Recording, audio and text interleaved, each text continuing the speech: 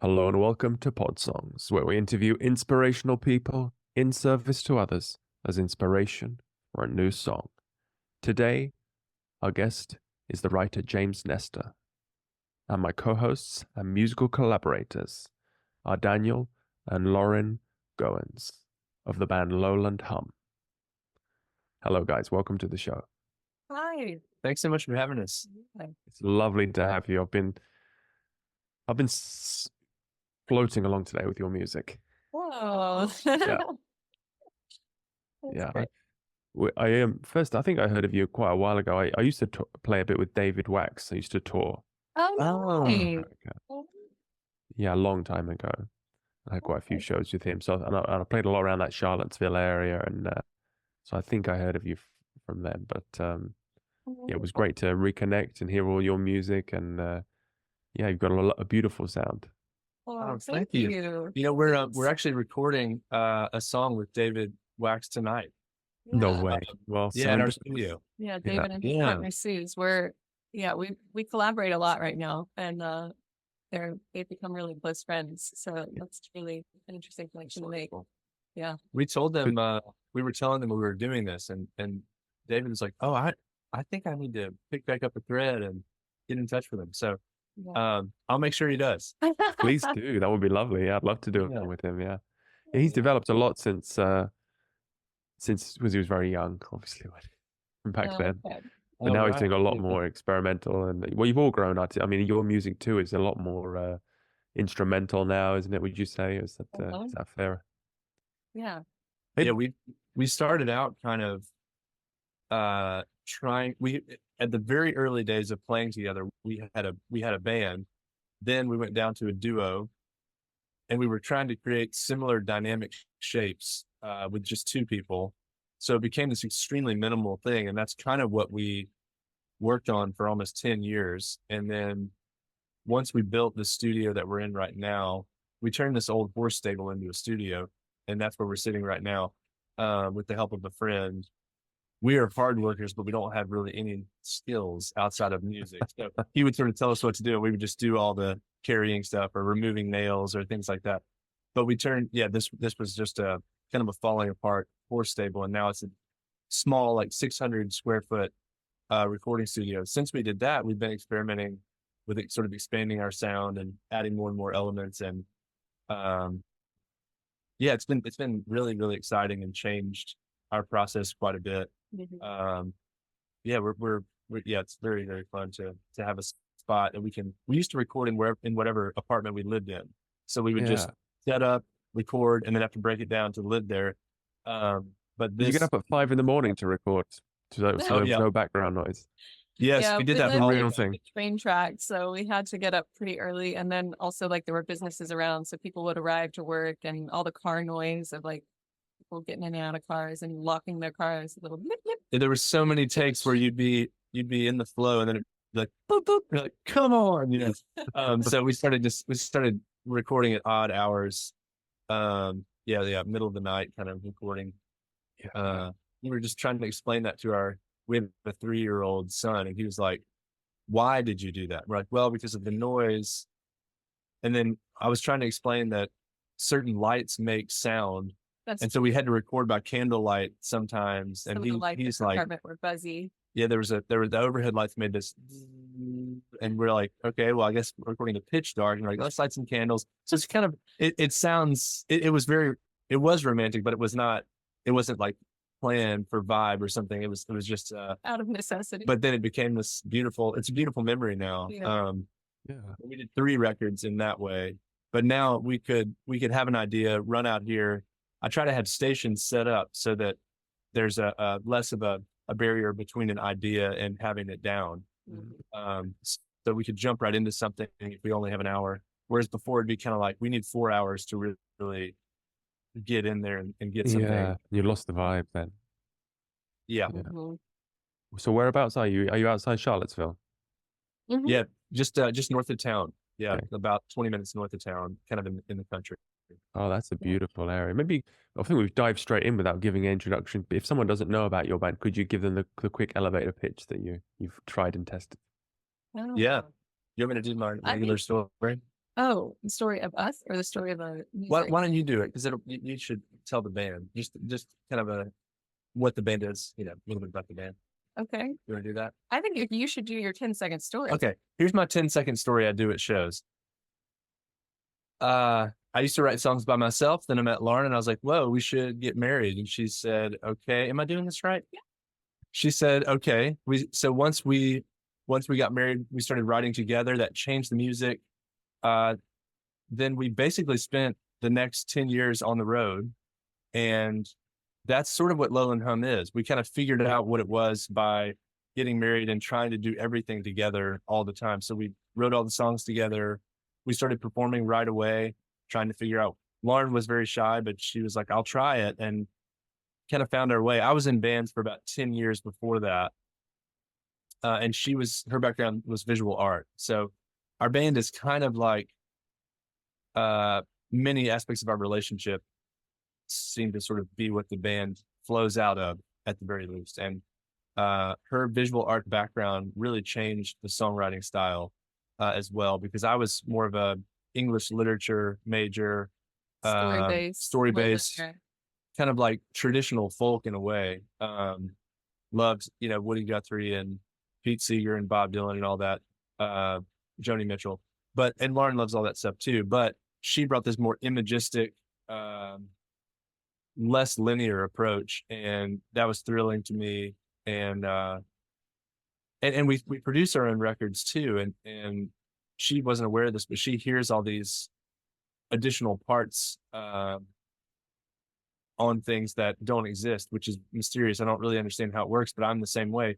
So we would kind of sit in the studio and be like, oh, I think it needs something like, and we'd kind of, over the years, we've found language for that and ways of communicating it to each other and other people. And but yeah, we spent between 6 and 10 months of every year on tour for about the first 8 years of our marriage. And then since COVID, we've been mostly here. Yeah. Wow. Yeah, What a it's happened during COVID, and so now we don't tour quite so much. And I do produce for other bands, so in between our tours, even then, I would go straight from the road into a studio with somebody, and we'd work on a record, and then Lauren would jump in and sing on that record, and sometimes she'd do the album art for that record. And so we've just been kind of like, it's like a little factory. It's like a little factory. Yeah, it's like a little factory that flows out of our relationship. And one other thing I'll mention is that very early on, we learned that if we had a conflict, we were unable to perform if we hadn't worked it out, which has just been very interesting. So we would have to get on the same page before we got to the stage or to the studio, because a couple times we tried to not do that and just be like, we'll figure it out later. And it totally blew up. Like, it's like it didn't work at all. Oh my gosh. And it may be because we are both very open and sensitive, but like on stage, I think we only tried it once or twice, but it was like the show kind of devolved, and it was like, oh, we can't really do this. So that's kept a short leash on things, and it's very interesting. But we have to be very open and honest, and even if there's someone else there, we have to just say, I'm sorry, we have to wait. Just wait 1 moment, and we'll work this out. But it's like, it's kind of it's kept a kind of vulnerability present in the music that I think we have friends who have kind of a persona or a kind of presence even they step into for their artistic endeavors. And I find that inspiring and interesting. And but this project, it's sort of like we've gone very far the other direction. And so that's been an interesting aspect to it. Especially since we stopped touring, we've noticed, wow, that is really, and talked to more and more bands since I've been producing more, like, that is not what most people do. And it is, there's a lot of tension involved, but I think we've learned the type of beauty that emerges on the after you work out tension, on the far side of tension, as it were. On the far side of tension. Then we got your next album title. That's a beautiful story. Just, your energy. I mean, they say if you can get on stage and be yourself, you'll be a big success. So I think that's your secret right there. Yeah. Well, yeah, I love your album artwork, Lauren, as well. And it's really, beautiful. Thank you. Yeah, it's a fun outlet for me to explore. And yeah, I do kind of like, music is kind of visual for me, like Daniel was saying. And so whenever I approach an album cover, it's a lot of me sitting with the songs, which I've already sat with a lot at that point, but thinking about the imagery that comes to mind when I'm experiencing the music. Yeah, it's a fun thing for me to get to do. Yeah, well, you feel so. Many people listening to this will probably feel very jealous that you found your soulmates like this and you had to work together in harmony and paradise, and it makes some people sick. So, well, that's that. It's not paradise. It's not paradise. But it's come on, give us some of the dirt then. Give us some of Yeah, I mean, the dirt of just like, I mean, the touring dirt was more just like some of the scenarios we'd find ourselves in terms of like crashing in different places. You're like, it sounds glamorous. It is not glamorous to wake up on someone's floor and be concerned about bed bugs and, you know. Oh, yeah. Or if you do interviews together and many of the answers are off the cuff, early on you would we would answer a question and then the other person would be like, oh, I don't think that at all. I don't agree with that at all. And it's like we wouldn't usually do that in the interview, but then it's like, then we have this, I mean, sometimes very passionate discussion or argument or fight, you know, in the van after that. And we're, so that can be really hard. And also we're very, very different and our paces are very different. I'm extremely slow in every possible way and but deeply present. Anywhere that one can be slow, in any way that one can be slow, I am slow.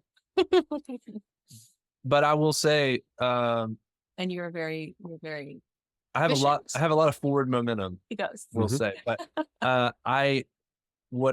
so there could be a lot of frustration there. Also, Lauren's background being visual art, this was like early on extremely tense. She was very comfortable with straightforward critiques of art. So let's say I worked on something for 6 hours, an arrangement. I was working on all these different things and trying to make these pieces fit together. You want to be told it's great. You know, you want to be told. You want to be told. Yeah. You want to say, wow, this is amazing. Or at least like, thank you so much for your or work. wow, like I'm hearing, I could hear where this is Put going. some effort into the phrasing.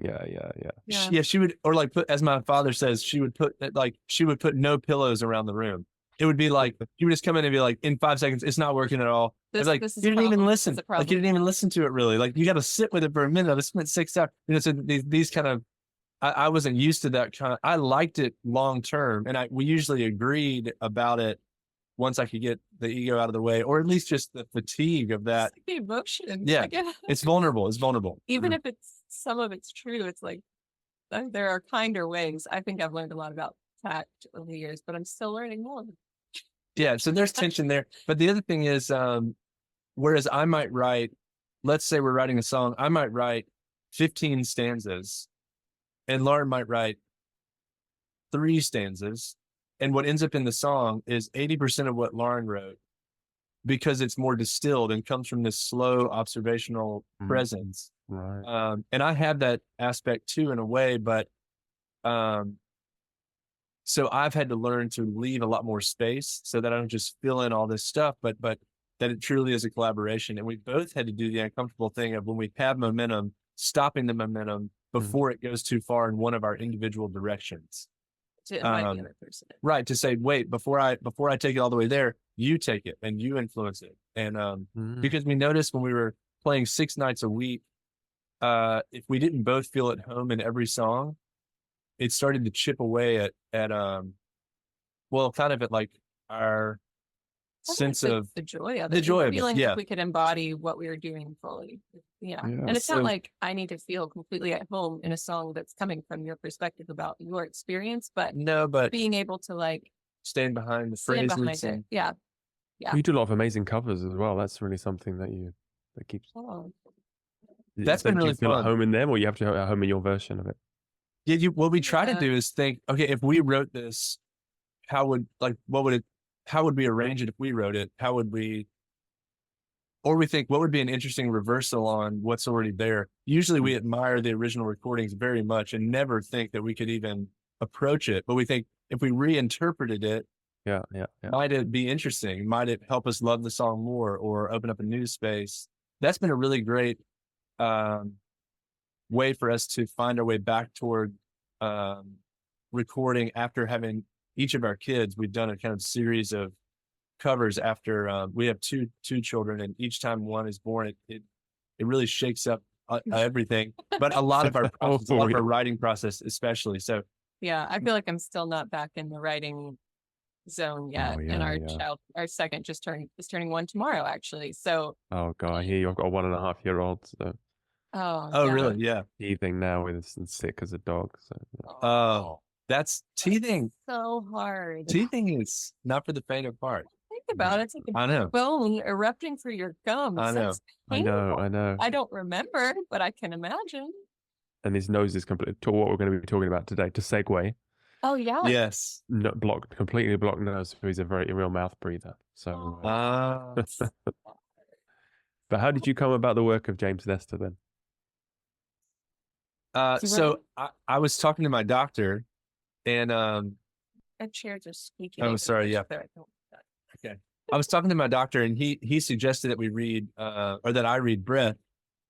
When I started, I thought so. I was expecting a kind of self-help medical, sort of journey into how to, breathing techniques that would improve, whatever sinus stuff and whatever. And that's certainly in there, but it was just instantly totally captivating, and the scale was epic. And I like stopped. And I was like, you gotta read this with me. Like, we gotta read this thing. So we started kind of listening to it in the evenings together and on walks and stuff. And just where trying to think about breathing took him and how he got into it. The whole thing was just totally fascinating and very much like travel. At a time to experience, traveling at all. Yeah. Yeah.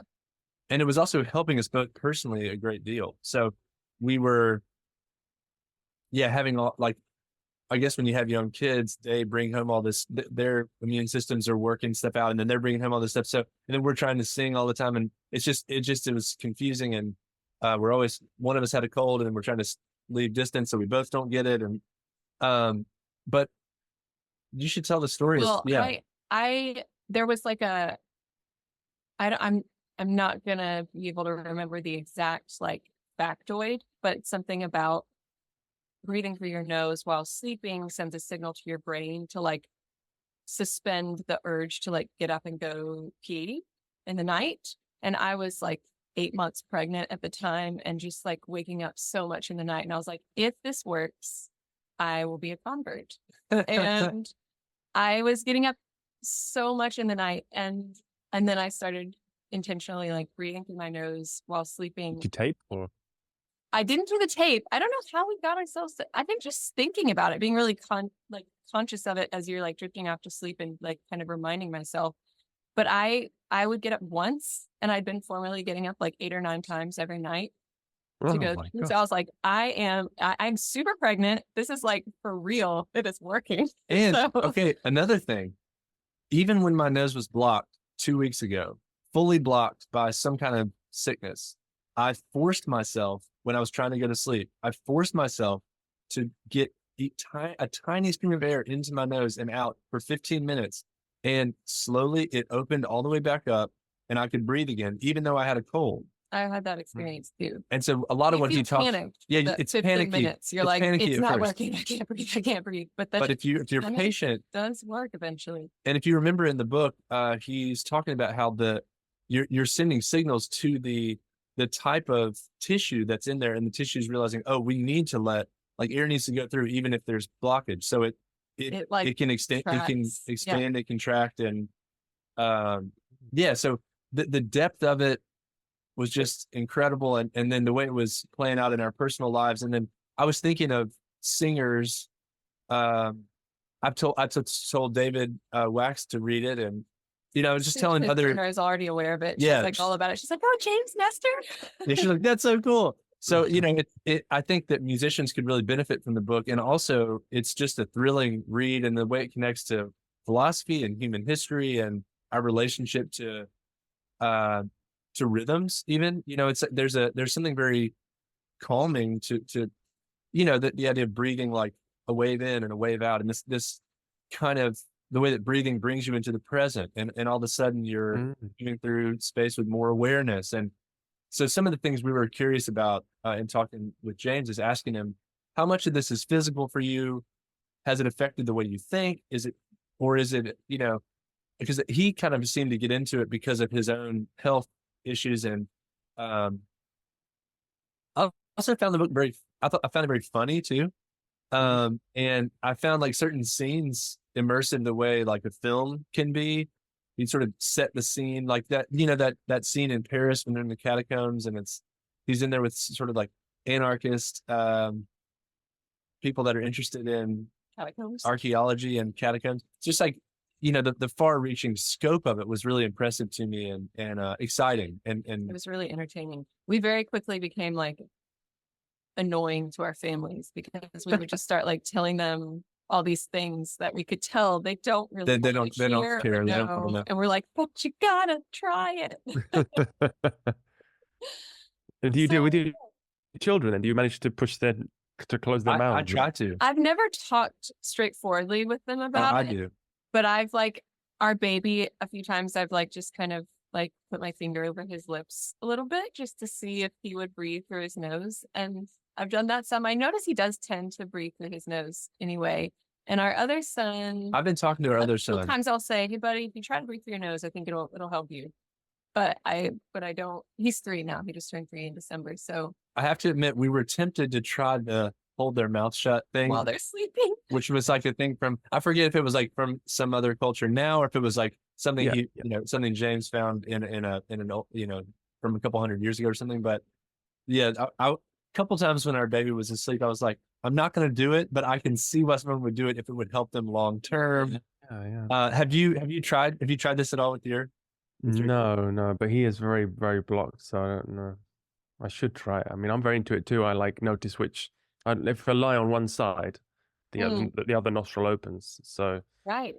yeah, so you can switch it, and I do take notice of. I do a lot of Vipassana meditation as well, and you just concentrate for days on the nose, so I can feel it, going in and out, and I notice my energies, which one's open. So yeah, I always try and do nose breathe. Yeah, that was fascinating about the nostril differences and the vastly yeah between noticing this is one of them is sort of more of a calming down, has more of a calming down effect, or a kind of a restore the other sympathetic, parasympathetic. Yeah. So what kind of meditation did you say? Vipassana. That's when you just sit following the breath. Yeah, go on this 10-day silent retreat. Yeah. Wow. Wow. Yeah, you just focus on the different, because also when you feel the nose on different places on the nose affects like whether you're breathing with the diaphragm or whether it's a deeper breath, So you can do shallow breathing in the nose as well. You notice these things when you spend a lot of time staring, not staring at, but concentrating on it. So yeah. I mean, just us talking about that, I'm sure people listening that you start to think about your breathing now when you're totally. You bring presence to it. So it's a really important podcast, I think. I also think I noticed when I was reading it, I was just reading just because the narrative is so compelling. Even if let's say you're not resonating with all of the ideas or something like that, the narrative was so compelling that I was noticing my own body way more. I was noticing my interactions with breathing and what's around me, and I found that very I just found that really helpful. And here he is, the man himself. What's up, you guys? How are you? Hello. How are you? Hi. Pretty good. I had limited options here on my recording environment.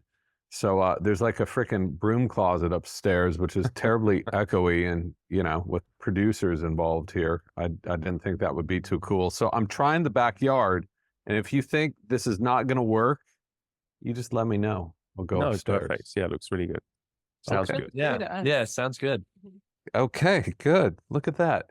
And I get to sit outside, so it's a double plus. It looks like there. a beautiful day. Yeah, it's a beautiful day here. Yeah, sun's coming down, surf's up, so not complaining. That is great. Great. Well, welcome to Podsongs. Let me introduce you to the band Lowland Hum. This is Daniel and Lauren. Nice to meet you both. I know your music, so it's a real pleasure to be chatting with you. Oh, thanks. Thanks. So we just spend an hour chatting now, and then afterwards they'll go away for months in a closet, or no, in a barn, sorry, and we'll encapsulate all your ideas into a 3-minute song. Okay. Yeah. Can't wait.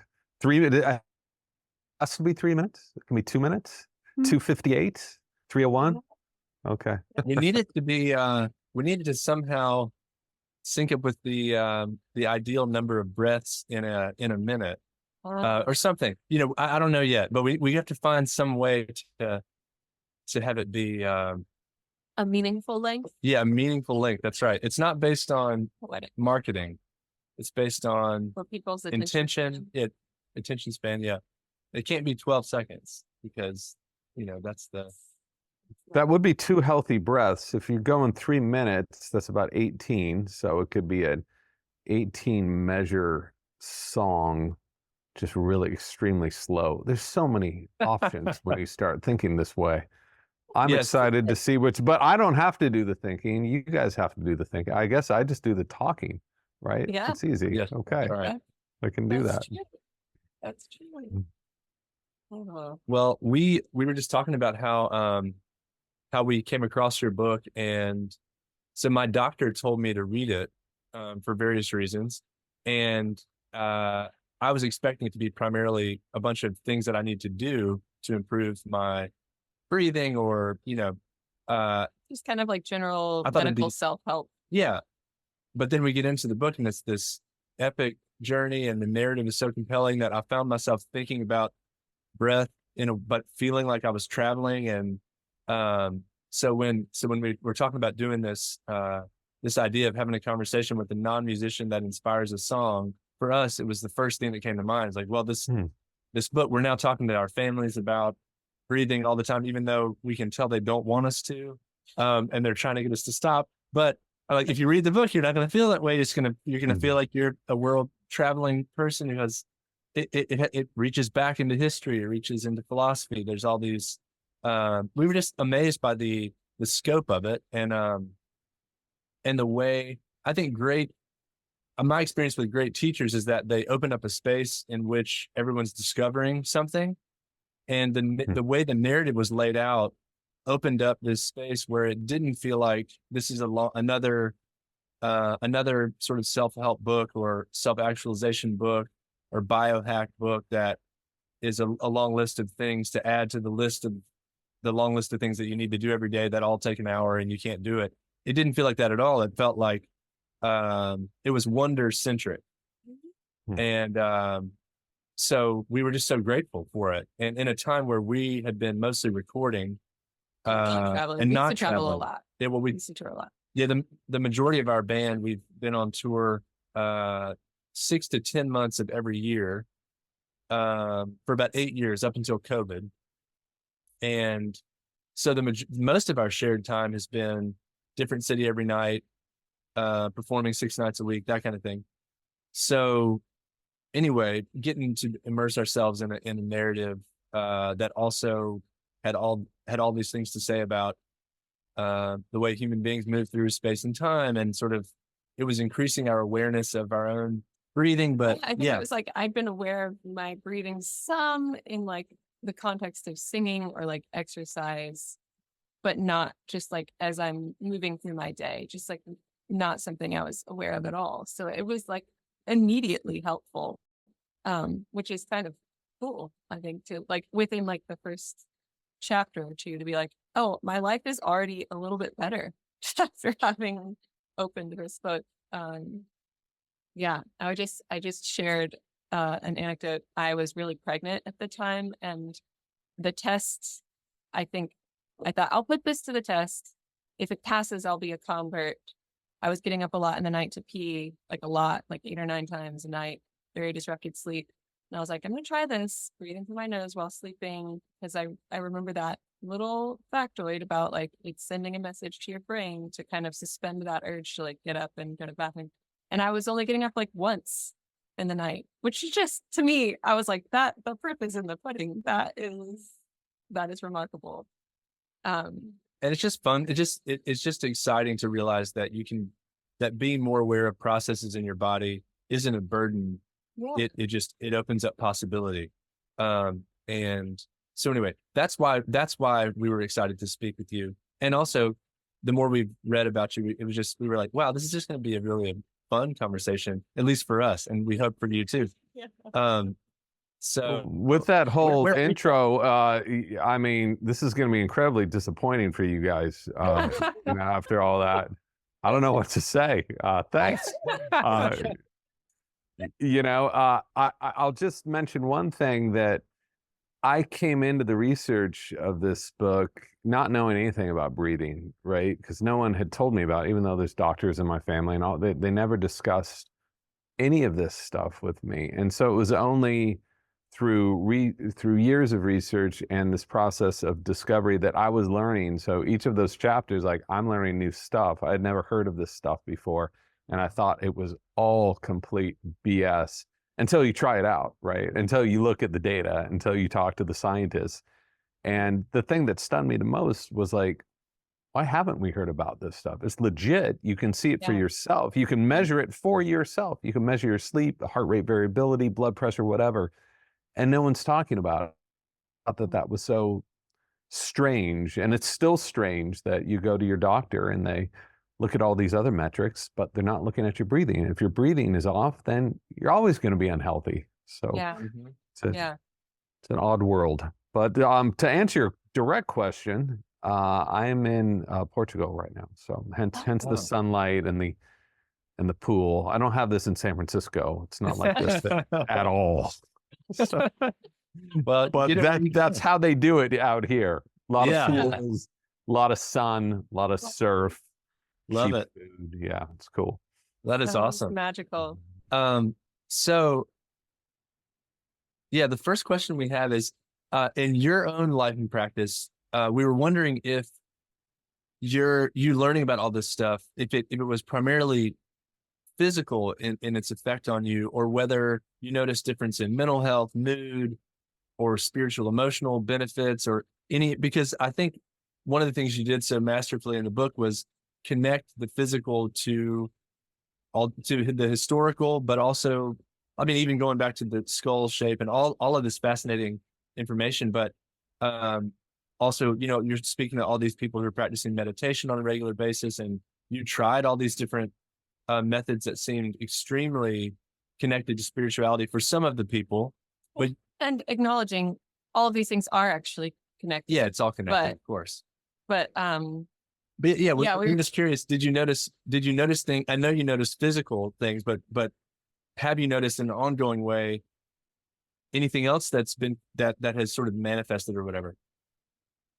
Yeah, I notice everything, because as you guys were inferring, like, the brain is not disconnected from the heart, and the heart is not disconnected from the lungs, and the lungs aren't disconnected from your nose. And so once you start changing your physical body, once you start affecting things in one area, you're going to influence other areas. So of course, if you're more physically relaxed, your brain is going to become more relaxed. There's a good chance you'll enter into slower brain waves, more alpha waves, or whatever. So I think and to me, breathing is the most effective conduit into these states of pure relaxation. Not only relaxation, but also it can make you extremely amped up. It can send you on a little hallucinatory trip if you're lucky. So it can do all these things. And people say, well, how can that be?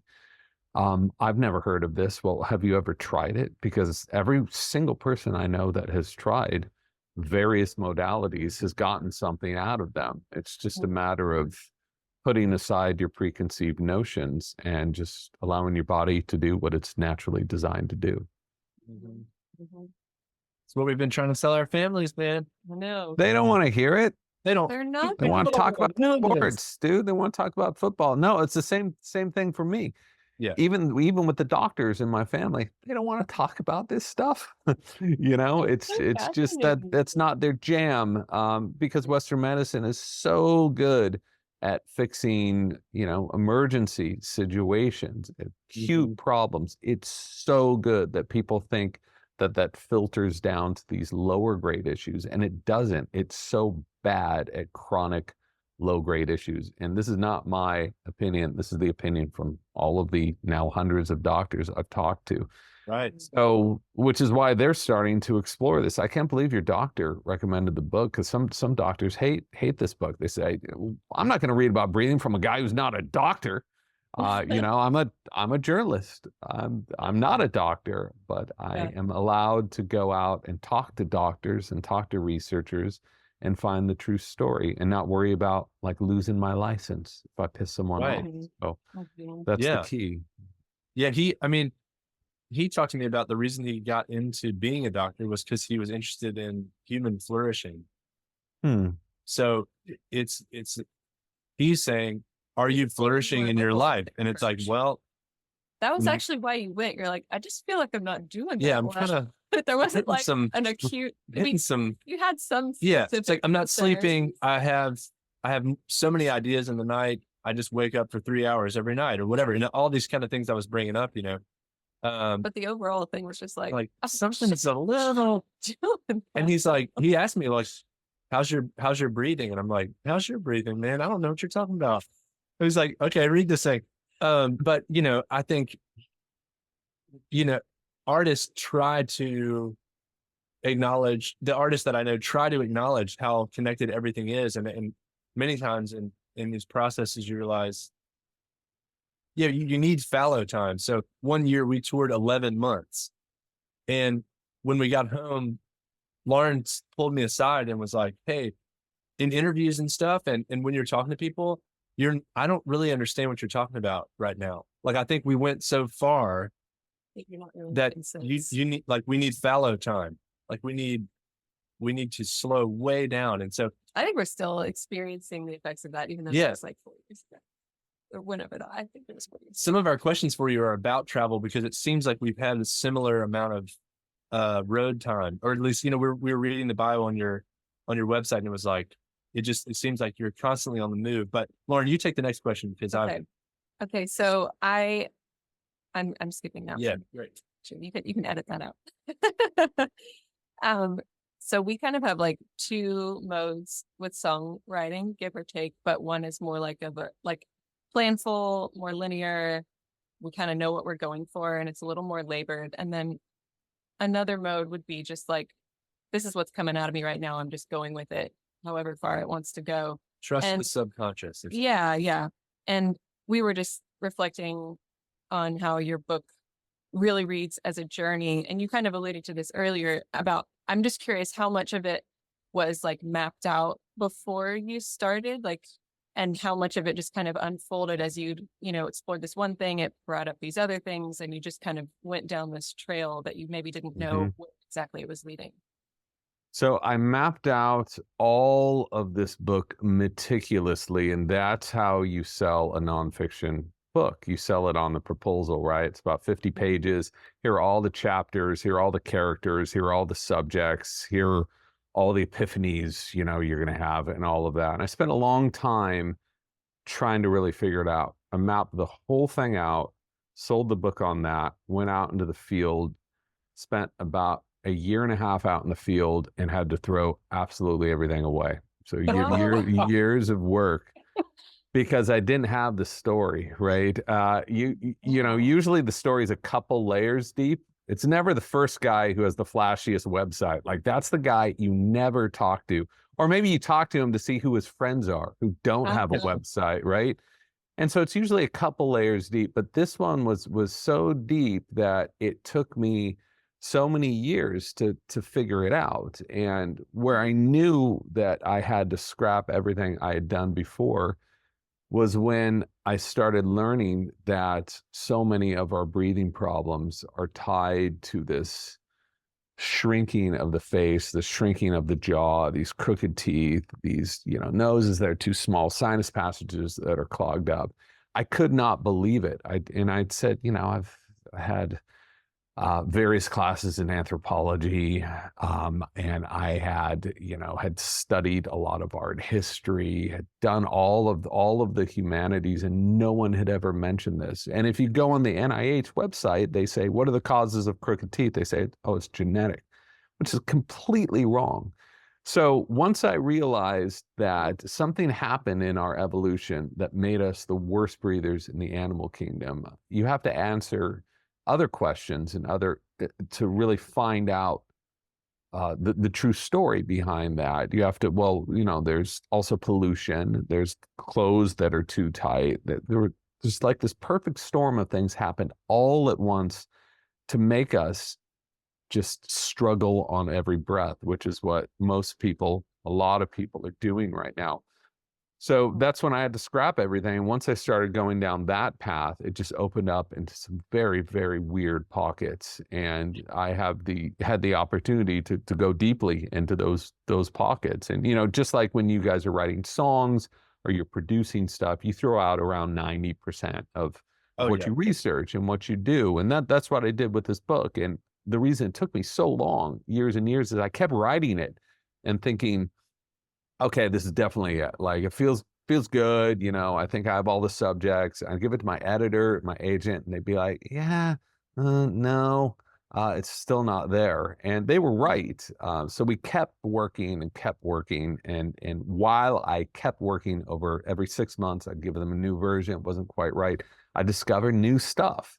And then I'd have to weave that new stuff in there because I thought it was really important. Like, wow, we can reduce or completely eliminate asthma by fixing our breathing. Who knew?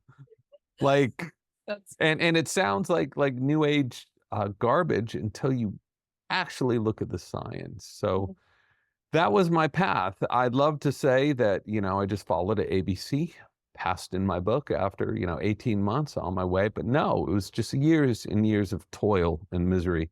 And that's how it came to be. And you guys probably know the way that you write songs. Sometimes you're in the shower, you're doing dishes. You're like, oh, I have a melody. Oh, that's the bass line. That's the hook. This is the chorus. And it just magically comes. And those are the best, right? And it's so easy. And other times, I don't know your songwriting process, but I bet you can work on it for months. Leonard Cohen took 10 years to write Suzanne, right? I kept coming back to it. Never finished Hallelujah, right? That was finished by John Cale. Like, kept coming back to it over and over. So you never know. I hope to God my next book, I'm not going to have this process. I'm hoping that the powers that be will allow me to have more of a flowy, vibey process through this. But you don't know until you're in it. Yeah. I'm sure you guys could identify with that. Oh, Totally. yeah. I appreciate you laboring over it. Yeah, thank you. Also, I feel like the energy of the things you're discovering definitely comes through. There's like an enthusiasm and an energy and kind of a wow that's behind what you're writing about. So even though it was a labor, there's so much like excitement behind what you're communicating in the book, which really keeps it so entertaining and just a joy to read beyond all of the actual exciting information and story. It's just, yeah. There's a feeling You can feel it being uncovered in real time, which it sounds like it was. You're absolutely true. And, when you hear a story about how someone straightened a scoliotic spine through orthopedic breathing, and then you go and talk to 12 doctors who are spine surgeons who say, listen, son, I've been in this world for 30 years. That's totally impossible. You better check your references. And they slam the door on you, and then you go back and see it for yourself. You're fascinated by it, but you're also a little pissed off that the general public is not hearing about these things. I'm not saying these different techniques are going to cure all your problems. Of course not, but they can really help a lot of people, is what I've found. And it's interesting now watching some of that community start to change its tune, and now some of these guys are starting breathing clinics and stuff, but I guess that's just part of the process. So yeah, that's right. Yeah, that makes me think of we were talking about how a lot of we collaborate on everything about our band. So we write the songs together and we do the arrangements together, which involves a lot of tension. We were saying before you hopped on, but and Lauren's background is visual art before we were together and before she joined the band. Or before we started this band, I should say. It didn't exist before her. But basically, a lot of I was saying that a lot of the tension in the early days was that Lauren had this critique background. So she and her classmates would make something and then they'd show it to each other, and then I'll be like, that's a piece of shit. Or like, no, I mean, But it's just a part of it. right. It But wasn't you could, necessarily- but you can be very straightforward. Yeah. Like that whole section isn't even working at all. And in music, there's a What's the lot goal of more improvement? What's with the goal of improvement. I know. I'm just saying, like, there was a kind of razor precision. Like, let's say I worked on something for 6 hours. Lauren heard it one time and was like, that doesn't work at all. This is very good. Early on. I'm saying early on. But what happened is I started realizing her instincts are right. I'm angry, but let's find something that we both fully resonate with, and then that's done. And so sometimes there was a song on our first record where we recorded it 5 times and it took forever. Each time took forever. And then we'd sit down and we'd listen to it, and I could feel my heart sinking while we're listening, because I would know we didn't get it yet. We didn't get it. I'm like, this freaking song. I'll just get so, but it's like, it's because before that I wrote by myself, and I would, like, the idea I had was the idea, and then I would put it out, or I would record it as I heard it in my own mind, and finding this way forward. I could tell it was something beyond what it was way beyond what I could have done without her, and that's, I think, why we've continued to primarily put our energy into our band, even though I produce for other bands and stuff too. It's the most exciting project for me is usually this collaborative thing. Is your relationship with your editor one where you have that kind of frustration, but I mean, maybe you can't talk about that, or that would be awkward, but I'll talk about it. Yeah, it's cool. Yeah, no problem. Do you guys get heated? There's that famous Robert Caro and his editor had this famous, like, like they would get in gridlocks, and there'd be all this emotion and intensity, but they both, but mutual respect, and they knew we're fighting for something beyond both of our initial intentions. That's transcendent in a way. Do you have that kind of relationship, or is it more like your toil is solo and then they say yes or no? Well, I can speak to having been in bands in my younger days, the beauty when everything syncs, when you've got the right chemistry with the right group of people and things just flow. And you all know it, right? You don't intellectually know when a song is done or when you had a good show. You just, like, it's a feel thing. And I can also identify with the hellaciousness of different attitudes, and you like one thing, someone else likes, you want to be democratic, but at the same time, hey, it's your song, but you like his chorus, but you don't like the bridge, and you think this should be minor and major. So there's benefits, and there's also disadvantages to working with a group. The advantage of working on a book as an author is you are completely left alone, solo, in the wild, and you're able to do whatever process works for you. And I think you need 2 things in order to pull that off. You need to have confidence in your skills to go out and find the story and to write them, and you need to be extremely insecure in your own abilities at the same time. So you never can rest on your laurels and just phone it in. And I can tell within 2 paragraphs if someone's just phoning it in. They've had a couple big books.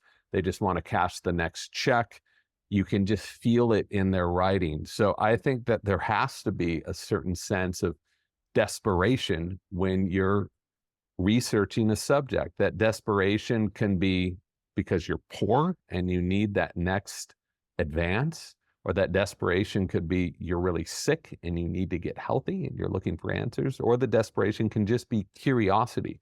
I want to get this out into the world and explain to people that there are things that you can do with your own body right now that you will be told are impossible, and yet here's the science and here's the history behind it. So when you have those 2 polar opposites, I think that's when things really start to work, and to steer away from being too comfortable. The moment you get too comfortable with your style, the subjects you're researching, I think that's a death march into boredom. So I always try to stay pretty far on the edges. Make sure I keep me on my toes. That's good. Yeah, that's wonderful. That's very well said. Yeah.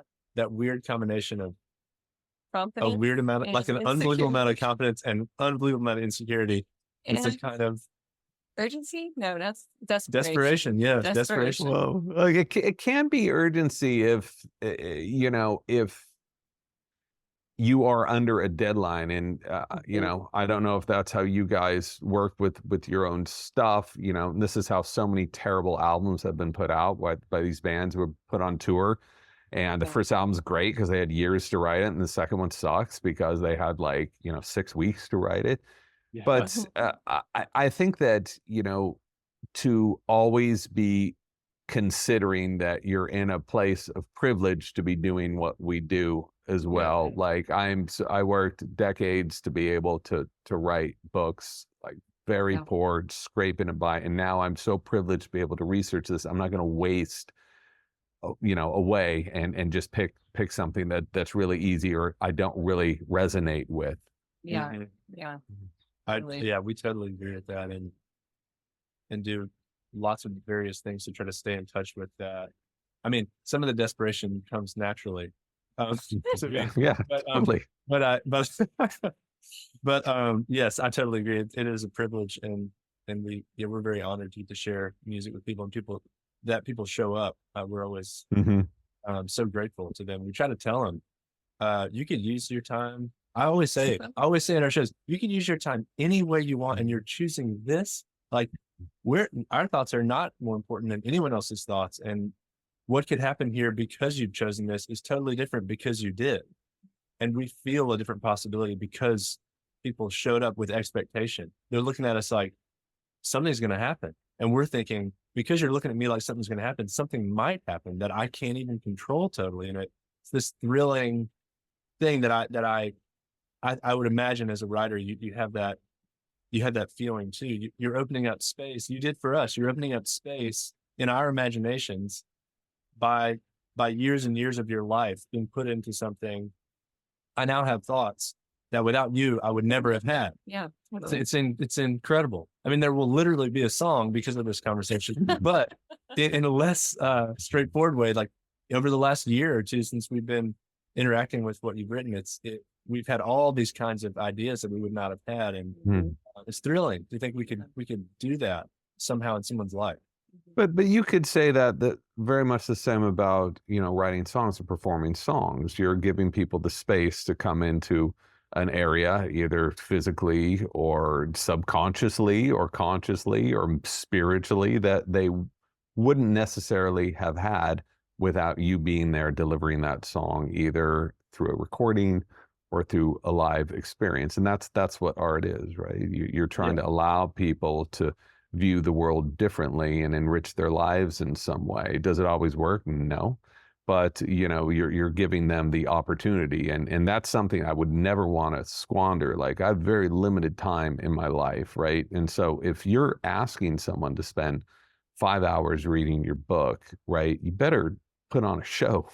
And that's one thing in nonfiction that I think a lot of nonfiction is lacking. Like fiction, you have to put on a show or people just close the book. Nonfiction, people can read it for information, but the first sin, I was thinking about this, like of nonfiction, of like, what are the real qualities? The first sin is to be wrong. If you're writing nonfiction and you're wrong, like that's the worst thing you can do.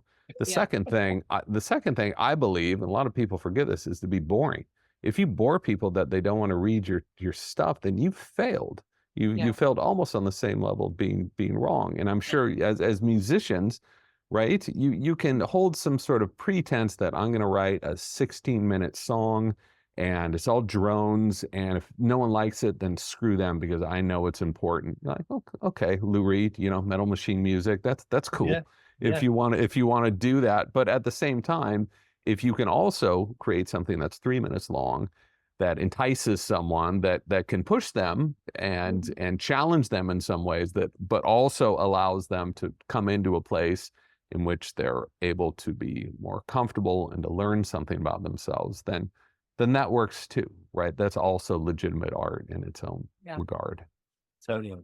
Yeah.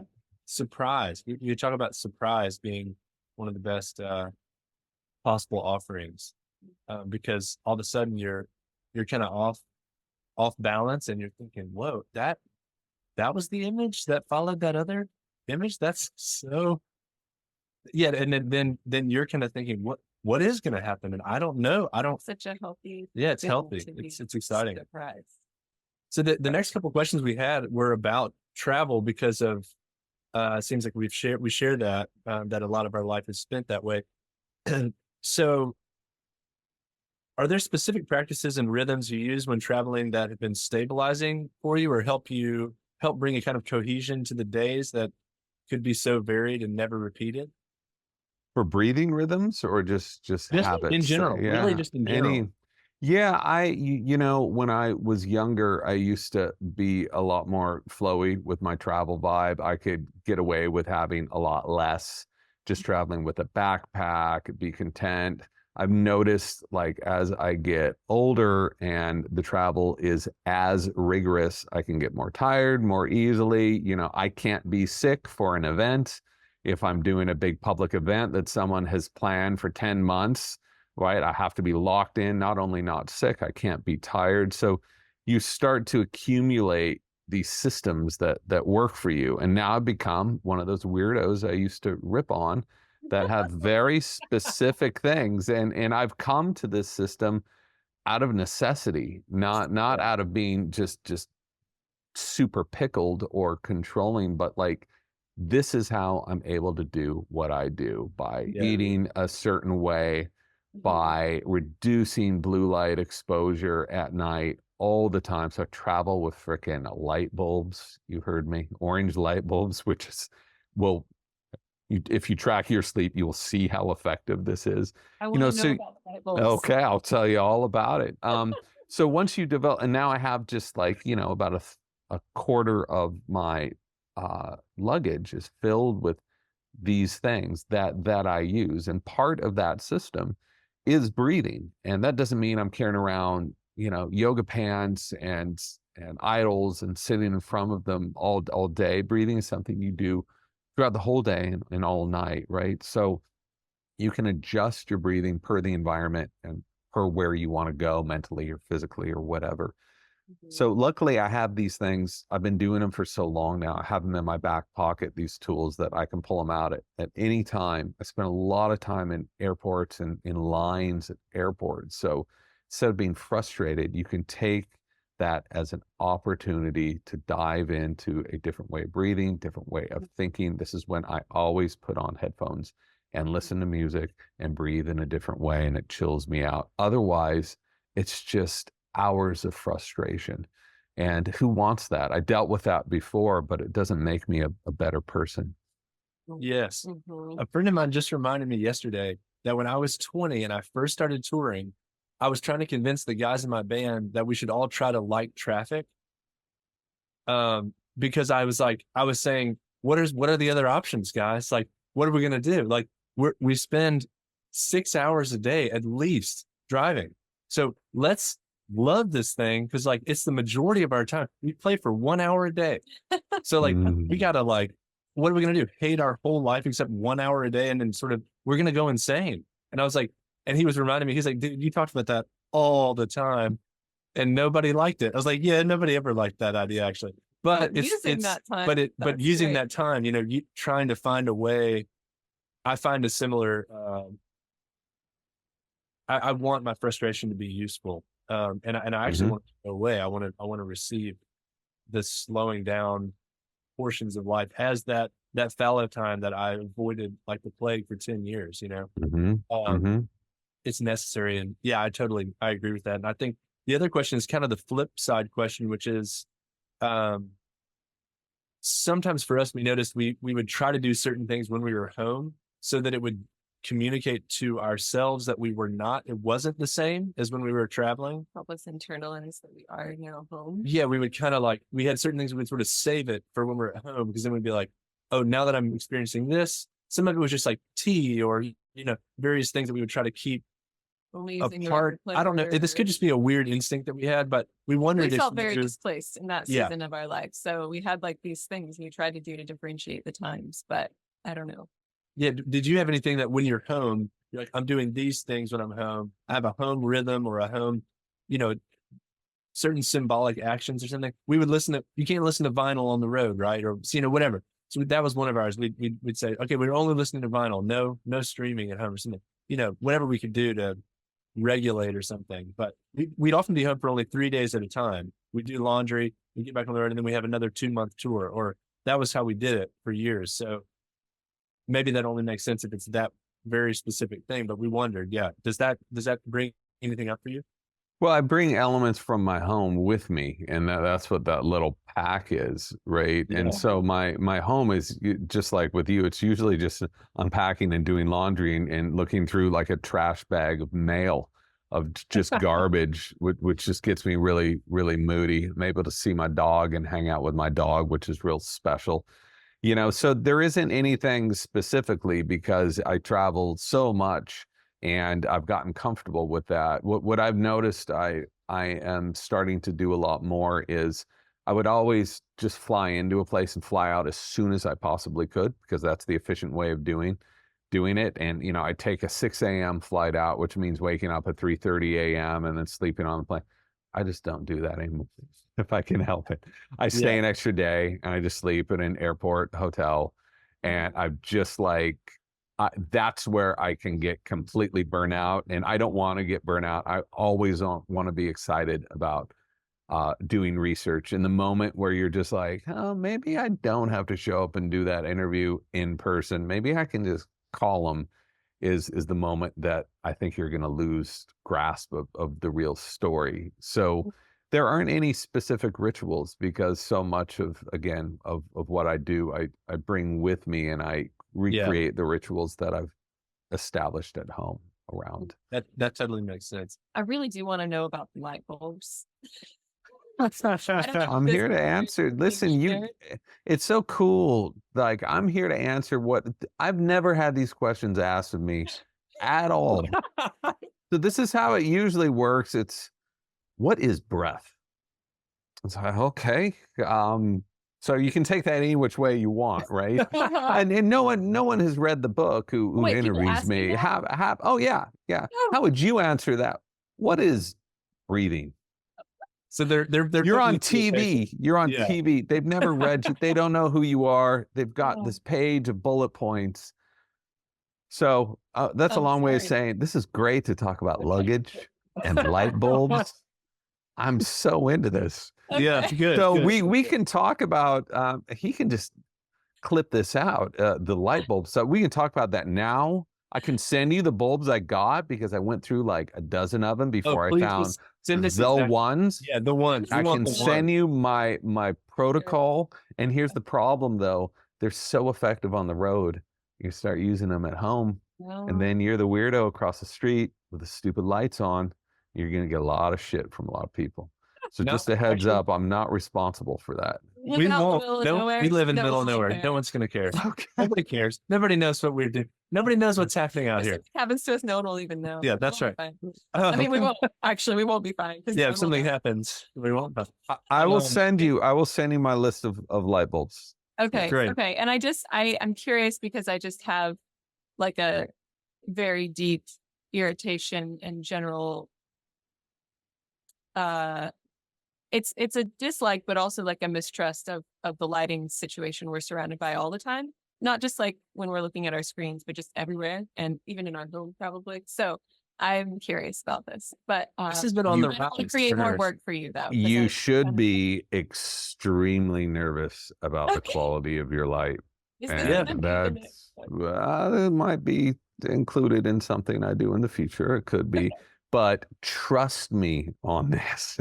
Okay. It's serious, it's measurable, it's real, and it's freaking me out. So we don't need another thing to be worried about. And why the US government passed this law to make everyone get rid of your incandescent bulbs. We're all going LED. We're thinking about that. We're going harsh blue light, and you can do nothing about it. A friend of mine who's a real nihilist, he said they're doing this to make us sicker so they can make more money. I don't believe that, but I do believe what I've been hearing from various researchers about how toxic this is. So I'll send you my light bulbs. Yes, please But do. if I do that, you have to let me know how they have affected your life. And if Oh, you you think will. it's complete bullshit, you just say, these light bulbs are so stupid. I will pay for them if you think it's bullshit, because I'm that convinced. I mean, they aren't very expensive, so Okay. that's not saying too much, No, but keep walking, I but it isn't stand awful. behind it. I stand behind it. Oh, you need to know they aren't very Yeah. expensive. I thank you. I'm very excited about this. We've been having these conversations a lot It's because not just aesthetic. It's like I do grieve that our children see Christmas lights in like the most harsh, that pierce their aggressive, That's pupil. right. We're like, They're Just what the is horrible. worst happening? quality Christmas. rogue when you drive past. I'm like, this is terrible. Like our son is like, oh, what is that? And we're like, yeah, that is stabbing you. That's supposed to be Christmas wonder, my son, but that is aggressive. and Oh violent. yeah. Anyways, it's beyond that though. It's yeah. not aesthetic only. I feel like something's going. Something's happening. Well, And- isn't that well? Just I know that Jack is like, would you guys shut the hell up about his light tank? We got to talk about music and breathing, but don't discount your aesthetic disgust. I mean, we have developed taste evolution and gut reactions for a reason. If your brain and your body are telling you that something is toxic and bad, there could be an element of truth there. Oh. So look away from those Christmas lights. Get some old ones from the 70s that were huge. That's That what were we like have. huge, I found and they get kind of warm, and then like Yeah. a warm light bulb on a tree. Bad combo. Worked for them back, Yeah. years ago. So you guys have those. yes, Yeah. I Oh, found yeah. some for her for Christmas because she was like, I heard one too many, not in a bad way. I was like, I agree with everything you're saying. And I found this, there are companies that are like, hey, some like 0.1% of people actually hate how cheap and bright these things are. I'm going to sell these for $45. Also and it's yard one sales. strip. Yard Stuff sales. grandma clearing out her attic. I will take There the you go. old Christmas lights for sure. Yep. This is making me, what you said about interviews kind of is making me want to jump to these interview questions, like questions about interviewing. So one of them was, I was saying during our career, we've been primarily in the interviewee role.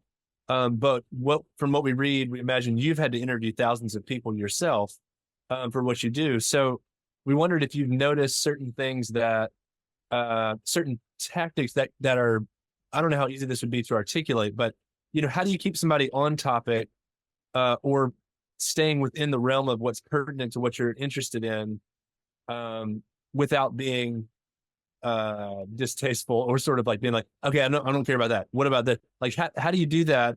Or someone who's like reluctant to share in general. Oh, but I imagine though, if you're well, maybe yeah, you tell us. You can't keep someone on topic without sounding like an ass. That's what I thought. So what you do is you have to let them do their thing, because the moment they sense you're annoyed, the interview is over, right? And I think you can gently push them into the direction where you want to go. I will say also that sometimes when they're rambling, like 99% of it, like, yeah, dude, don't care where you grew up, that you used to skateboard, like, don't care. I'm here to talk about the subject, But sometimes when they do that circuitous route, right, you can find some real gems, and they will reveal something they would not have revealed otherwise if you were asking very straight questions. So my tactic is to spend as much time as possible with all of the major characters that I write about. That means not just cruising in for an hour and then leaving, but, maybe a few hours. And then, hey, you want to go out to dinner? They don't know that they're still, on record. Everyone agrees with all the quotes, so I'm not doing anything shady. And then, my flight's not till 3, can I stop by again? And so I think through that process, they also see that you're actually interested. So if you lose interest and they sense you're losing interest, you're toast. And I think the best tack to take with interviews is you have to be interested in the subject. Otherwise, you're phoning it in, and everyone including the person you're talking to, can sense that in a second, which is why I think so many TV interviews are terrible, which is why someone like Charlie Rose back in the day was really good. Yeah, Either he he's was- a great actor or he was actually into this stuff. So luckily I'm now, I no longer write too many magazine features about famous people or whatever, which is what I did to make, to get by years and years ago. But the interviews I'm going on, like I'm traveling to get there. I'm investing a lot of time researching them. So I'm thrilled to be there the whole time, or most of the time. Yeah. So that was a very convoluted answer to a very simple No, not at all. question. No, that's I've also had conversations with people who every time I try to ask a question, they turn it around and ask me a sort of similar question or a tangential question. And that is a really interesting experience. But yeah, I can see that you kind of have to take the ride and you learn what you learn. But when you're, I actually have the opposite experience. When you're interviewing someone, I notice they don't want to hear a peep out of you or your experiences. A lot of these people don't, because a lot of the people I talk to aren't used to being interviewed. And so at the beginning, they're very apprehensive, but then you keep showing up, right? You just keep showing up. They're like, shit, this guy might be genuinely interested in me. And then once you release that, it's like carbonated water. Once you sort of let it fizz out, then it's just flowing. Maybe a little too much, but you have to be patient. It's where breathing techniques come in really handy, everybody. Softly in, softly out. You can make yourself a little high while you're doing a 3-hour interview in Croatia, for instance. Wow. Yes. Okay, I have one other question about the book, but I know we have another interview question that I think is about interviewing that I think would be really good to ask. About the book, was it deeply unpleasant doing that? I mean, to me, it sounded deeply unpleasant doing that, the 10-day taping of the nose. And that, was that relationally, were you both like, would you kind of like every day when you would get together with the other man, I forget his name right now, but, would you guys kind of be like, this is just, would you sort of vent to each other, commiserate, or was it kind of like, were you kind of going internal to be able to survive how unpleasant you were feeling? Or just say a bit more about that. I think it was so interesting. You went so far. I love it. I love when people are willing to go so far. And learn. So that experiment was the Stanford experiment, in which 10 days was all mouth breathing. So our noses were completely plugged up. And then it was 10 days of nasal breathing. We were comparing data sets on both sides of that and taking huge data dumps 3 times a day, like really being meticulous about it, working with one of the leading experts in the world of rhinology, Dr. Jayakar Nayak at Stanford. So that idea, I wanted to get 100 people to do it. I said, dude, you're at Stanford, you're the leader, that we're going to reveal some interesting data. Let's get a group of people to do it. He said ethically he couldn't do it. And he also said that no one's going to fund this. Who would fund this? Nobody. I'm like, you're at Stanford. You don't need someone to fund it. Yeah. Turns out he does. Wow. All of his research is privately funded because Stanford, as you know, is extremely hard up for cash right now. They're just in dire straits. Things are not going well. So we had to pay for this out of pocket, which was just insanely expensive. But I wanted to know, and I thought that this was important for the book. And, I'll admit, the first day we're kind of laughing because we're like, oh, this sucks. How was your sleep? I was terrible. Yeah, God, my breath is so bad. I'm so confused. I can't work out, blah, blah, blah. And then day 2, we're like, yeah, still kind of funny. Day 3, laughter is really dwindling. By day 4, we were just, I didn't really talk about this in the book because we cut out that whole section, but it got really kind of deeply depressing and dark. I had brought this guy over. Yeah, he's from Sweden. It's like, if you've ever been to Sweden in the summer, it's like, it's heavenly, right? It's perfect. It's glorious. He's spending summer in San Francisco is miserable. It's so cold and windy. So I felt a little responsible for that, even though he knew all the dangers of what he was getting into. But we got really testy. I got pissed off.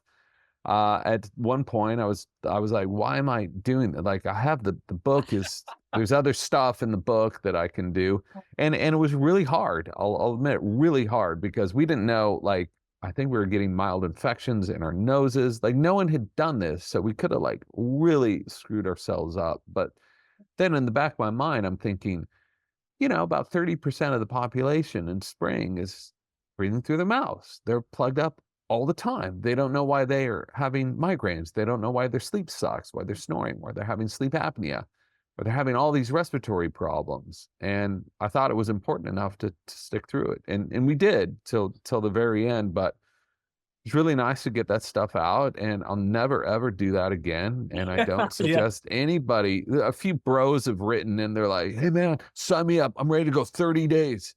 I was like, you can do that on your own volition, but I'm not going to have anyone do that. It was awful. It was really awful. I think so many people are just like living this way, and they don't know why they're so miserable. It's pretty criminal. I think it's terrible.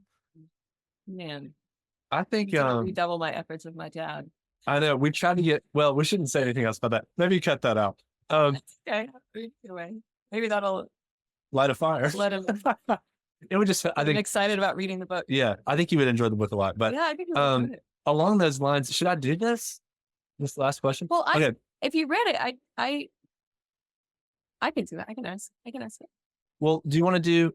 So I want to make sure we did this just so in case there's something you want to talk about that you don't usually get to talk about. So I just said we really enjoyed reading the bio on your website. We're intrigued by so many of the projects you've been involved with and are currently working on. For example, Project SETI, if that's how you say that. We were curious if you'd like to say a few words about any project that you're working on now that you're excited about, or that you often don't get to talk about in these things because, like you said, the scope is kind of very narrow and specific. What the word breathe means. Yeah. So wanted to leave space for you to do anything you would want to say that you don't usually get to, or something like that. Are we lost? You're muted, I think. God, what a rookie mistake. Come on, how many fucking Zoom calls have I done? Come on, man. I'm just on Portuguese time.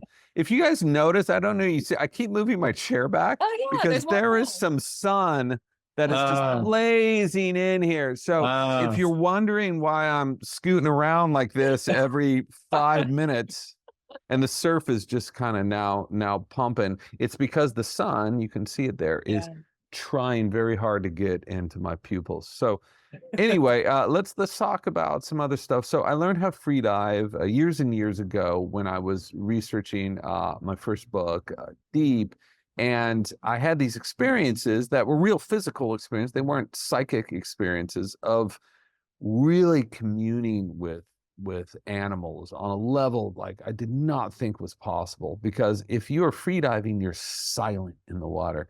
Scuba, there's just this, it's like a leaf blower, having a leaf blower in the middle of a forest. And you're like, why aren't the birds around, man? Get out your camera. But when you're free diving, you're silent, and marine mammals watch you go up to the surface and take a breath and come back. And that's what they're doing, right? That's what seals are doing. That's what dolphins are doing. That's what whales are doing. And they see this and they identify with you, and then they take you into their worlds and allow you to come into their pods and start peppering you with their communication clicks. And with whales, it's so loud that it hits your sternum right here, and it vibrates it resonates your whole body. And with these clicks, they're able to take a scan of your body to actually see the bones in your body, because they're using echolocation that is so powerful that it can travel like literally miles away. And this is how they hunt giant squids at like 5,000 feet deep. As they shoot this echolocation, they see them, then they stun them with this burst. So you're in the presence of this animal that's like the size of a bus, and it can kill you in like 400 different ways. Sperm whales have teeth, right? And their teeth are 8 inches long. They can destroy you. They can hit you with their fluke, whatever. But they choose to like take you in and to send these little communication clicks. and to check you out. They're looking through you and you're looking at them. And once you open that door, you can never close it. So this is why I'm working on getting a house on an island where there's a lot of whales, so I can just sort of talk to my friends more often, not to write about it, but to talk to my friends. So the reason I'm mentioning this is I thought, damn, we know these animals are so intelligent, likely so much more intelligent than we are. Their brains are 6 times the size, much more complex, right? They've been around the planet for millions of years. They're stewards of their environment, blah, blah, blah.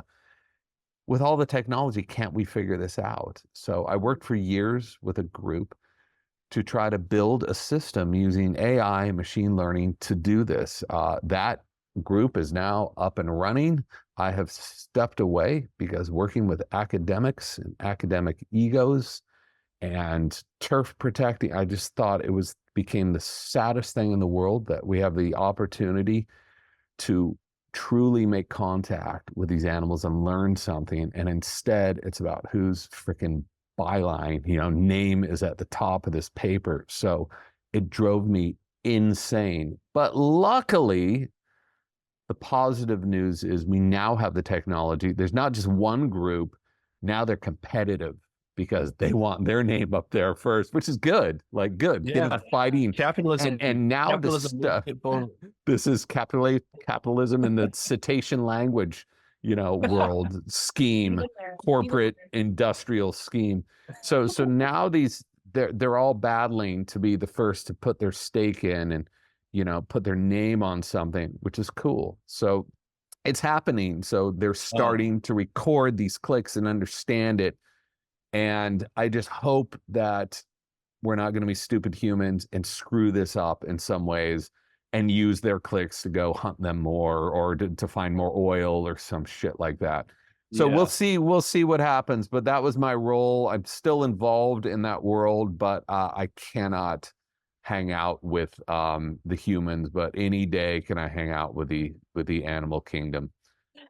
So there's a strange little story for you. I love that. That's exactly what when we heard about that, we were like, oh man, Lauren used to have these dreams where I immediately thought Lauren had these dreams that were so detailed. They were so real, feeling of like communing with, like, it was always a baby animal of some kind, but it was like anything from like an elephant to a seal to a mollusk one time. Like, I don't even know what that would be in real life. The mollusk had a name, which was Monsieur. You told me that. Oh, I told it. I named it Monsieur. Sorry, in your dream. This is not sound really twee and stuff, but they were like really spiritual, like amazing connections that I had with these creatures. And so now maybe for my birthday's in a couple days, I'm going to ask for deep and light bulbs.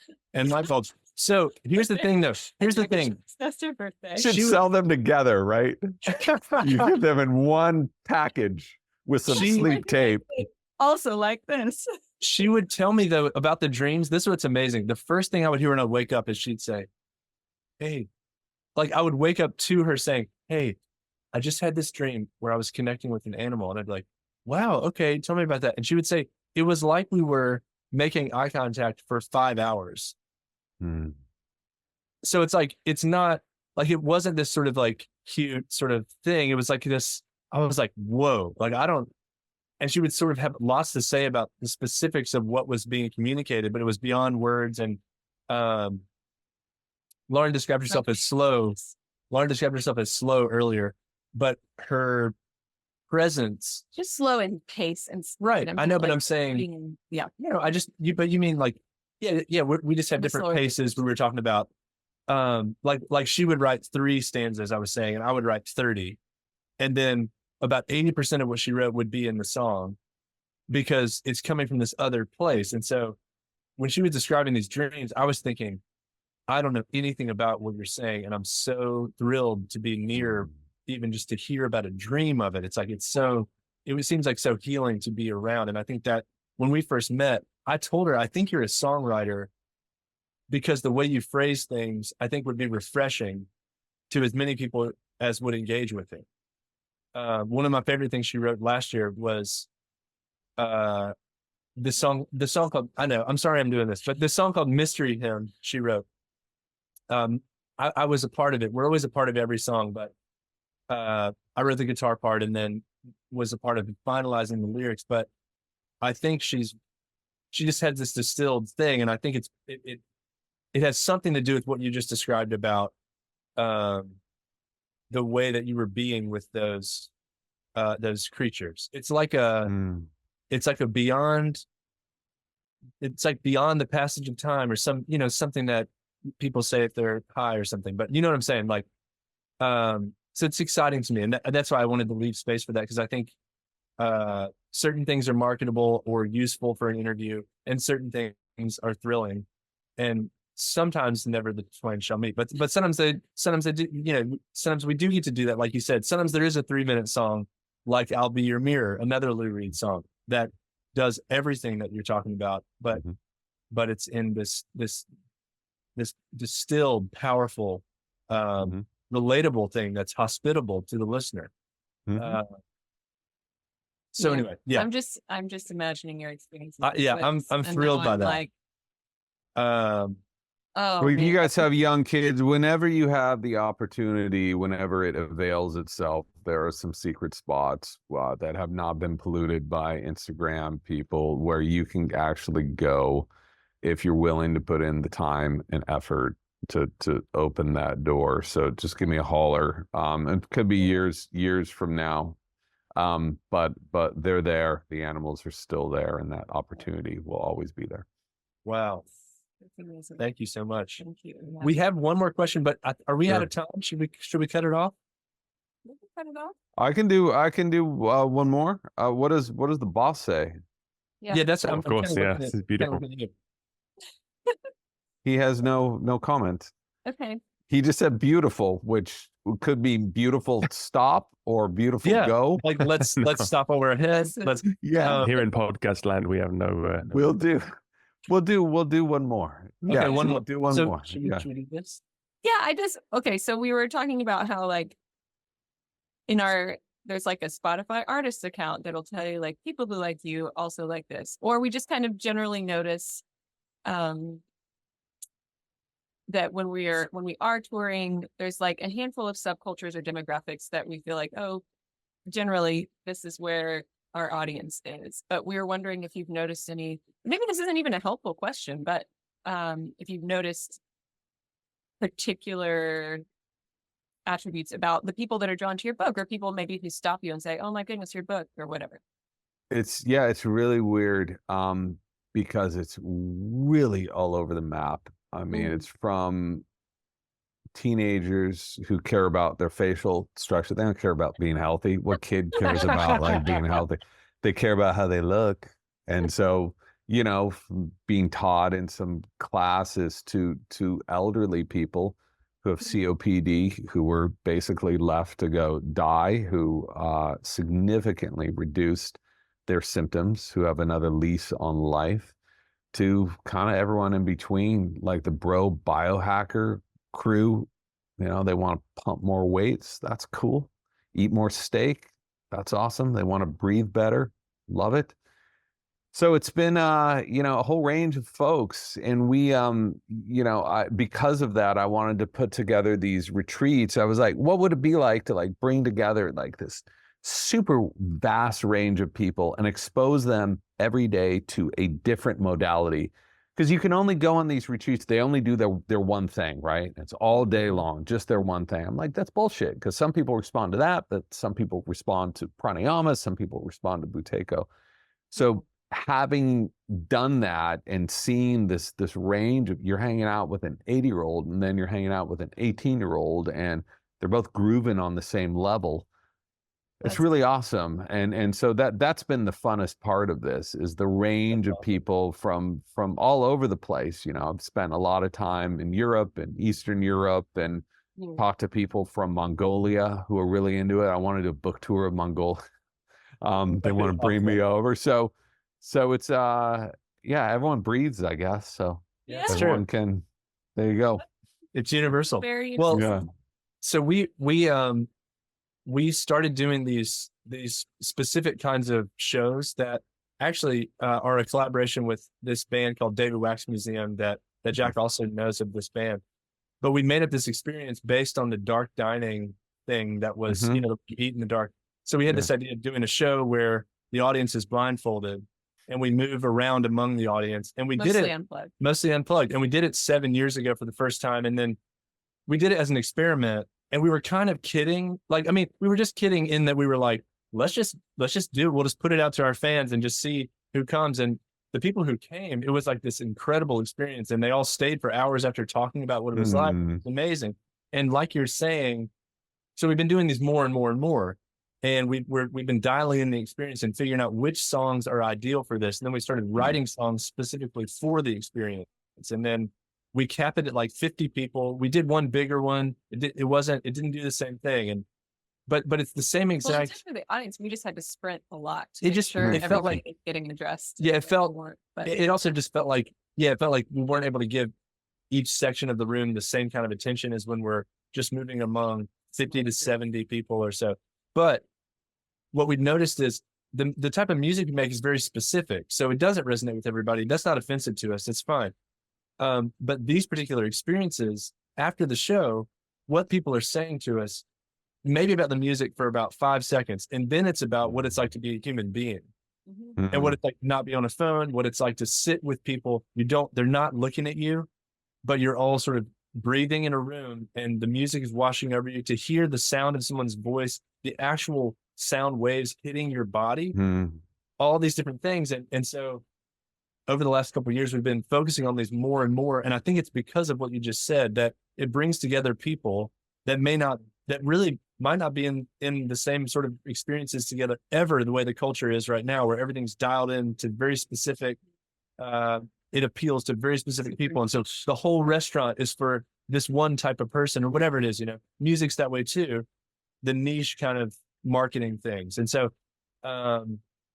that's also something that I noticed about your book. And I think it really resonated with us, that we felt like we could give it to our far out performance art friend, or Lauren's dad, or like, and he's artistic too. So, yeah, but you know what I'm saying? It's just very like, you know, people that sit on a roof in Brooklyn in silence for a long time together. And then also like people in rural North Carolina that I like to eat barbecue with, where I grew up, you know, whatever.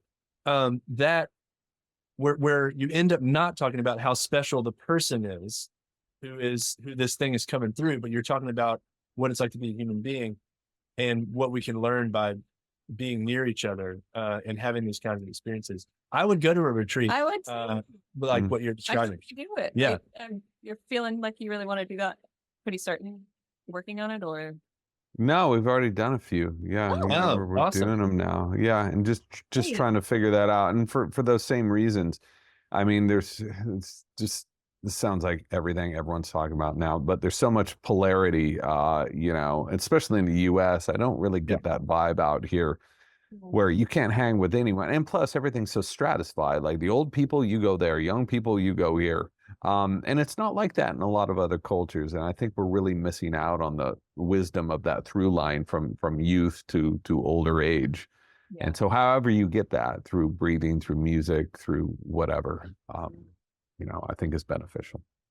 We'll keep an eye out for the next retreat. And thank you so much for taking the time. And Jack, thank you for setting this up. Really appreciate it. Yeah, thanks, Jack. Thanks, you guys. This was so fun. You know, I've done a lot of interviews. I'm sure you guys have too. I've never done one like this.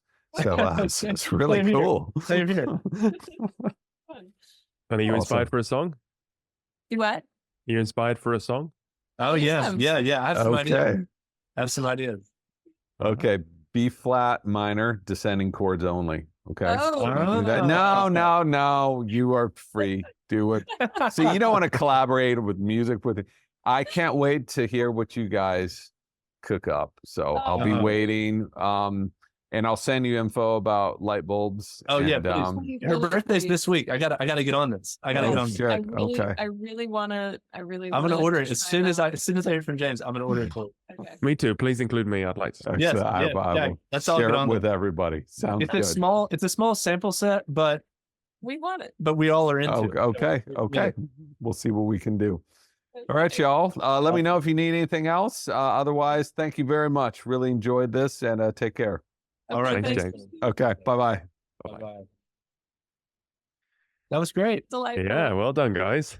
Well, Thanks Beautiful for conversation. facilitating this podcast so that we yeah. can do that. We didn't That's even fun. get to about half our questions, but I think I think that we that skipped felt the right we ones. skipped the ones to skip. So Yeah. Yeah. There should be plenty there, I would guess.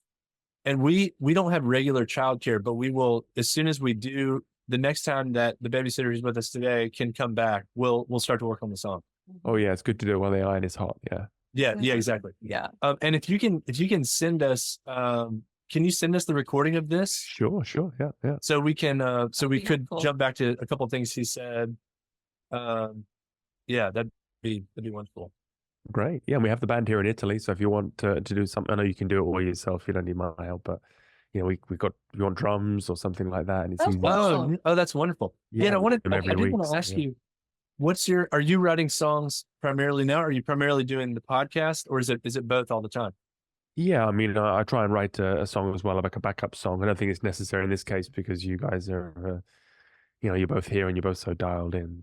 But yeah, sometimes they go with my song, sometimes they go with, or take a lyric from it or something like that. But Cool. I actually had an episode about. I have Patrick McEwen is an Irish guy. He's another breathing expert, and we had a song called Mouth Breather. That's I'll send that We to didn't you. It's listen to that. It's very different to what you guys do, but it's very. My songs are a little bit more literal, you know, a little bit more Yeah. fact in the fact based. It was a good upbeat song. But, Oh, that's great. Yeah. Well, it's so lovely to meet you too, and thank you for reaching out about this. likewise, and if you'd like to do another episode, please, if you think of another book of the, you seem to have quite a few behind you there. I've been looking at. And, Yeah, I can explain about this. We had this. Our mentor and best friend was this 80-year-old poet, and when he passed away last year, we were sort of in charge of his end of life care. We were sort of like his family, and he left us his bookshop, which he didn't own the building. He just owned the books. So this is only yes. This is a small. This is slice. Okay. wow, this is our studio now. We just filled as much of it as we could with. it's good sound about- insulation. You know, Yeah, it sounds great, and There was that. we love too. yeah. We always want to learn. We want to read. We would love to read all of them. You know, we'll Okay. try. It was like his bookshop, but it was his bookshop, but it was also like his personal curated, like things he thought were important. So it's really special to us emotionally, but also Yeah. it sounds better in here since we put the books in. And I've been reading all kinds of stuff I wouldn't have access to, and yeah, it's exciting. It really stirs it stirs up a lot of ideas being Yeah. surrounded by books, and Of course. especially his books. But yeah, we could sometime I could tell you more about him. He was this really special person. But Lauren was like, maybe we shouldn't do it in front of the books because somebody might ask, and then it'll take us down this whole side No. thing. But yeah, his name was Alan Brilliant. If you want to look him up, he started Unicorn Press in the States, and It'd be a pleasure if we could have interviewed him. I wish we could do this with him. Yeah, But yeah, He was yeah. just such a he Just- published Leonard Cohen's early poetry in New York back in the day, and Oh my gosh. Yeah. he did all kinds of interesting things. He met Dorothy Day, who started the Catholic Worker, and she told him to take a vow of poverty. He did that, which is why he didn't own the bookshop building. He published Thich Nhat Hanh's first poetry in the United States, and then he was friends with Thomas Merton, and they wrote letters right until Thomas Merton died. And he published this Merton book called Ishi Means Man, but everything he did was small batch, hand bound, hand printed on a printing press. really beautiful. Really just an amazing person. Peace and Justice, small press poetry, kind of that's sort of the lane he was in. But he became our best friend and lived with us when we first got married, and was a real kind of mentor, but really like a colleague, not even like just our best friend. Yeah. He just wrote to us every day. He just kept saying, do what you're doing, live as simply as possible, and just keep doing what you're doing. Always encouraged us when we were about to stop doing it or wanted to quit for various reasons. But we're it's a huge loss that he's not here anymore, but we're so grateful to have had the 12, 13, 14 years with him. Mhm. Yeah.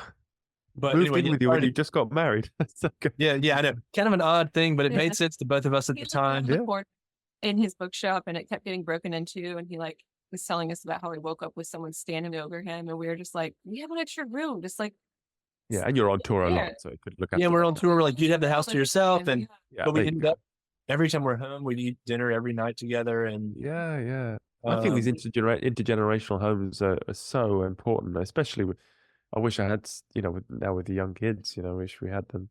My grandparents, my parents over here a lot more, and but yeah, it's great you're doing these things. I really connected with you guys. I'm sure the audience did as well, and they want to, so they can go to lowlandhum.com, and your music's all on Spotify and everywhere else the music lives. So and there's this wonderful song that's about to play. But please do come on again, whoever, if you think you're inspired to speak to someone else. So, give me another 8 months to set it up, and then we'll. Sounds great. Thank you so much, Jack. All Have right, a wonderful. we'll chat later. Yeah. Have a Okay. wonderful day. Thanks. Okay. Take care. Bye-bye. Bye bye. 1, 2, 3. From a surface where light meets water, breathe in, push down to the deep where I am just creature, just bone, just flesh, just blood, just breath.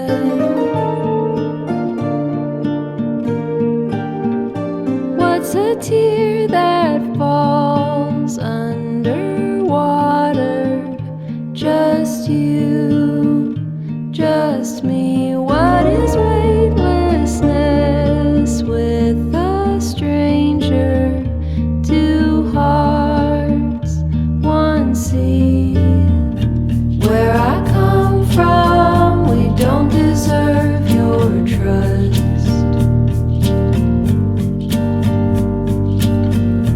What we're made of, we couldn't earn your love.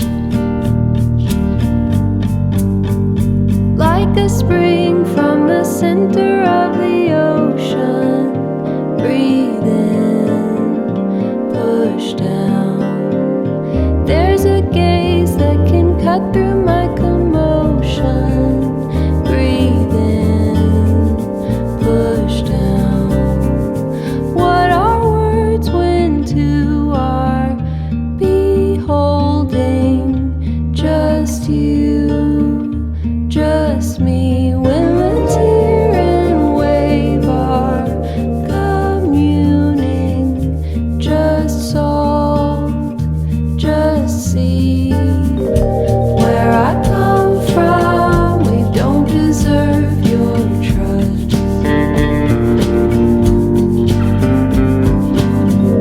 What we're made of, we could never earn your love.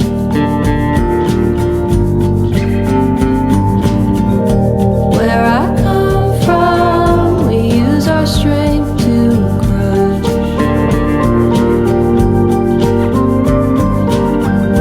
What would happen if we received your trust? All my days I dream of returning, breathe in, push down to the deep where I am just creature, just bone, just flesh, just blood, just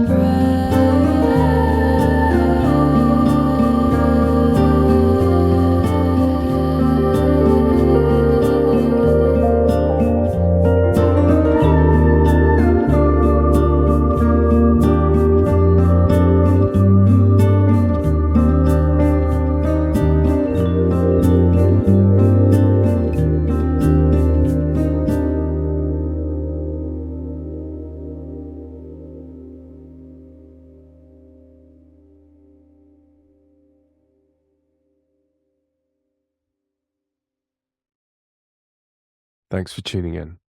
Hope you enjoyed the song and the episode. The song will be released next week. It will be available on all streaming platforms, but you can already pre-save. Please support the artists by following them on social media and adding the song to any playlists you have. This is a completely free show, and you've listened this far, so I'd really appreciate it if you could pay us back by clicking like and subscribe. and follow at Podsongs on social media platforms, or subscribe to the newsletter at podsongs.com for special updates. Or just tell the next person you see about this amazing show where musicians interview their idols and write a song about them. The songs are available for download from the Podsongs website as well, which pays a lot more than the 0.00 whatever we get from Spotify. You can also email me at jack@podsongs.com to give feedback, suggest an artist and guest combos you'd like to hear, or just say hello. We're a listener-supported show, and I'd love to hear from you. A final thanks to my researchers, Dori Verbo and Rosa Marino, my producer, Maurizio Sanicola of Goldmine Records, and musicians Massimino Vozza and Luigi Falcione. The next episode will be out soon. In the meantime, you can listen to more amazing episodes in the archives. Until then, have a great day.